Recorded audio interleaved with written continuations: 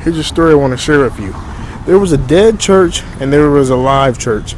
Now, this dead church, they came to church every Sunday. They read their little songs. They had 2 or 3 songs. They could sing really well. They had a nice facility. They had everything you ever want and dream in the ministry. But they was dead on the inside. They had no move of God. They had no real emotion, no passion, no desire, no fire. Now, the live church, they had small membership, as you would say. Not the greatest building.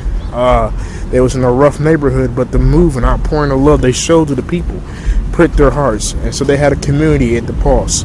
They was able to create jobs. They was able to even own a bank. And this was a church with just a handful of people, but they had so much influence in the community that they owned the community. Now, the dead church, who was in a larger neighborhood on a better side of town, they owned nothing. They had nothing. And so what happened was, a prophet came to town. He told the churches that there would be an earthquake. The dead church didn't believe it. They said, "Oh, the prophets are null and void. The prophets don't exist. Oh, the prophets this."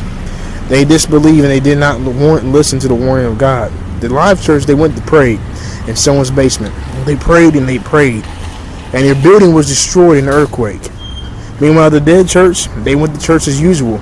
And in the midst of their Sunday morning service, as they were singing their third hymn, going into the Word of God, their church collapsed and the building fell on all those people and obliterated them all. The point of the story is this: being dead to Christ will end up to your eternal damnation.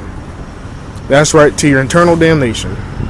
Being alive for Christ and being on fire for Christ, seeking His face 24/7 will give you protection for eternity. It will show you love. It will show you compassion. It will show you knowledge.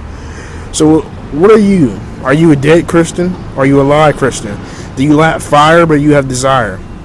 These are the questions you must ask yourself, and these are the questions that I strongly believe is the major issue in the nation as a whole. We've lacked fire. We've lost our zeal for God. Renew your zeal.